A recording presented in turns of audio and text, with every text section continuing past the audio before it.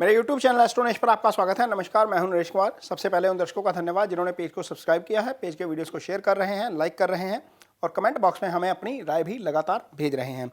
बात करेंगे नवंबर महीने के राशिफल की और आज बात होगी मकर राशि के जातकों की। मकर राशि के जातकों के लिए नवंबर का महीना उनके कारोबार के लिहाज से, इनकम के लिहाज से, नौकरी के लिहाज से, हेल्थ के लिहाज से, रिलेशनशिप के लिहाज से और स्टूडेंट्स के लिए स्टडीज़ के लिहाज से कैसा रहेगा, इस पर चर्चा करेंगे। लेकिन सबसे पहले ये बताएंगे कि आपके लिए नवंबर में ग्रहों का गोचर किस तरीके से रहेगा और उसका आपके ऊपर क्या असर पड़ेगा। तो ये जो मकर राशि की जो कुंडली आप देख रहे हैं, ये 1 नवंबर के दिन की कुंडली है। 1 नवंबर को शनि दूसरे भाव में गोचर कर रहे हैं। इसका मतलब यह है कि शनि की 7.5 की आखिरी ढैया आपके ऊपर चल रही है। राहु तीसरे भाव में शुभ गोचर में आ गए हैं। इससे पहले राहु यहाँ पर गुरु के साथ थे, तो गुरु यहाँ पर अब अकेले हो गए हैं और राहु अब जो है वो शुभ गोचर में आ गए हैं।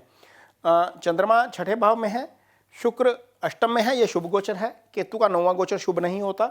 सूर्य मंगल शुभ गोचर में है, बुध भी शुभ गोचर में है। तो गोचर कुल मिलाकर देखा जाए तो राहु, ये 3 ग्रह और शुक्र 5 ग्रहों का गोचर आपके लिए शुभ है और चंद्रमा भी हम इसको शुभ ही कह सकते हैं छठे भाव में। तो ये गोचर जो है वह शुभ है आपके लिए।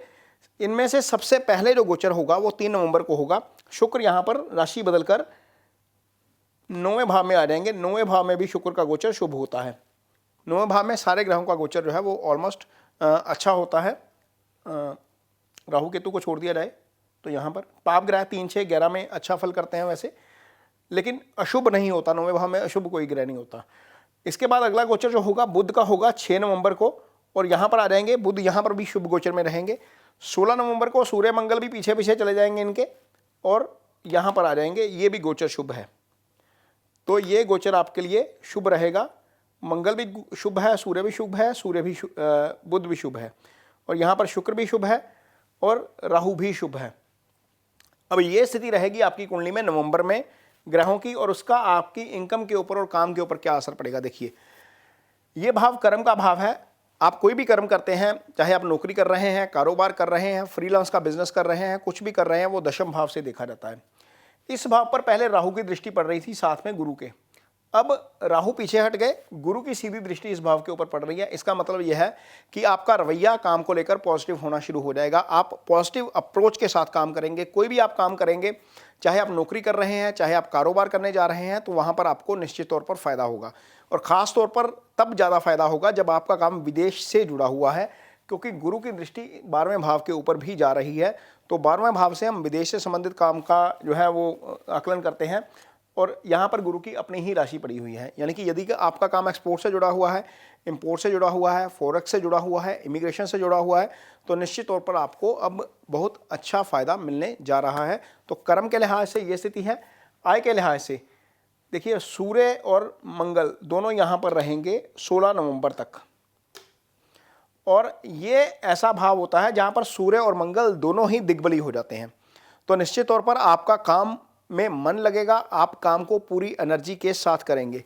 अब मंगल क्या है? मंगल यहाँ पर आय भाव के स्वामी हैं। मंगल यहाँ पर आय भाव के स्वामी है। जब आय भाव में खुद चले जाएंगे तो निश्चित तौर पर भाव के फलों में वृद्धि कर देंगे। आपकी इनकम 16 नवंबर के बाद निश्चित तौर पर बढ़नी शुरू हो जाएगी। तो ये स्थिति है आपकी कर्म और आपकी आय को लेकर। हो सकता है कुछ लोगों को प्रमोशन भी मिले, क्योंकि ये एलिवेशन का भी भाव है। सूर्य मंगल बुध यहाँ पर तीनों ही एक साथ आ गए शुभ गोचर में। तो यदि कोई पेंडिंग थी अप्रेजल या आपको कोई तरक्की कहीं से मिलनी थी, तो वहाँ पर हो सकता है कि वो तरक्की भी आपको मिलती हुई नजर आए। आगे देखेंगे रिलेशनशिप कैसा रहेगा। तो ये भाव जो है, यहाँ से सप्तम भाव से हम शादी देखते हैं, मैरिटल रिलेशनशिप देखा जाता है। ये भाव केंद्रीय प्रभाव में आ गया।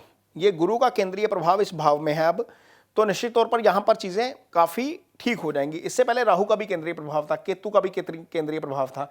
तो केतु राहु का केंद्रीय प्रभाव खत्म हो गया, गुरु का केंद्रीय प्रभाव रहेगा। इस भाव के ऊपर राहु की दृष्टि है, लेकिन राहु के अलावा ना तो शनि इस भाव को देख पा रहे हैं, ना केतु इस भाव को देख पा रहे हैं, ना मंगल की दृष्टि इस भाव पर जा रही है, ना ही सूर्य इस भाव को देख पा रहे हैं। इसका मतलब है कि ये भाव एक तरीके से डिफेंस जोन में आ गया और यहाँ पर यदि कोई गड़बड़ चल रही थी पहले से किसी के साथ, किसी की अपने पार्टनर के साथ, तो निश्चित तौर पर वहाँ पर अब सुधार की गुंजाइश शुरू हो गई है, क्योंकि ये गुरु के केंद्रीय प्रभाव में आ गया है। इसके अलावा पार्टनर की हेल्थ को लेकर भी कोई इशू था, तो वहाँ पर भी चीज़ें अब ठीक होती हुई नजर आएंगी। यदि आप सिंगल्स हैं और आप रिलेशनशिप की वेट कर रहे थे, तो ये बुध, मंगल और सूर्य तीनों ही एक्टिवेट करेंगे सामने पंचम को। यहाँ से रिश्ता देखा जाता है, एंगेजमेंट यहाँ से देखी जाती है, निश्चल प्रेम यहीं से देखा जाता है। तो यहाँ पर तीनों ग्रहों के द्वारा यदि वो भाव एक्टिव हो रहा है तो निश्चित तौर पर लाइफ में कोई ना कोई आ सकता है। हो सकता है कि वो जो आ रहा है वो आपके पेरेंट्स की मर्जी से आए या आपकी अपनी मर्जी से आए, क्योंकि भारतीय परंपरा में बहुत सारे पेरेंट्स आपके लिए जो है वो रिश्ता तय करते हैं। तो यदि आप सिंगल हैं और किसी के प्रति आपकी संवेदना है, किसी के प्रति भावनाएं रखते हैं, तो वहाँ पर भी एक्सप्रेशन का टाइम अब आ चुका है। शुक्र यहाँ पर है 9वें भाव में, अपने भाव से पंचम में है। हालांकि राहु केतु एक्सेस में है, लेकिन इन्हें कोई और ग्रह पीड़ित नहीं कर रहा। तो शुक्र रोमांस के कारक हैं, इस भाव के स्वामी भी हैं। अपने से पंचम जाना शुक्र का अच्छा है, इस लिहाज से भी, रिलेशनशिप के लिहाज से भी। तो ये रिलेशनशिप की स्थिति रहेगी। आगे देखते हैं सेहत कैसी रहेगी। तो सेहत वाला भाव जो है उसके स्वामी बुध बनते हैं। यहाँ पर कारक सूर्य होते हैं सेहत के, दोनों ही शुभ गोचर में हैं। तो निश्चित तौर पर सेहत को लेकर भी कोई बहुत ज़्यादा लंबी चौड़ी समस्या नहीं है। हाँ, शनि की दृष्टि यहाँ जा रही है। ये भाव व्याधि का भाव होता है, यानी कि चोट चपट यहीं से लगती हैं। तो थोड़ा सा ड्राइविंग सावधानी से करें, चलने फिरने में थोड़ा सा, यदि सीढ़ियाँ उतर रहे हैं, चढ़ रहे हैं, तो सब थोड़ी सी सावधानी रखें। वहाँ पर थोड़ा सा हो सकता है कि कहीं ना कहीं दुर्घटना हो जाए, छोटी मोटी, बहुत ज़्यादा बड़ी नहीं। तो ये शनि की दृष्टि का फल हो सकता है। अदरवाइज सेहत को लेकर कोई लंबी चौड़ी समस्या मुझे यहाँ पर नज़र नहीं आ रही। जहाँ तक स्टूडेंट्स की बात है, तो स्टूडेंट्स के लिए समय अच्छा है। गुरु के केंद्रीय प्रभाव में आ गया आपका चंद्रमा, पंचम भाव का स्वामी, क्योंकि पंचम से हम हायर स्टडीज़ भी देखते हैं, वो अपने से पंचम 9वें भाव में है।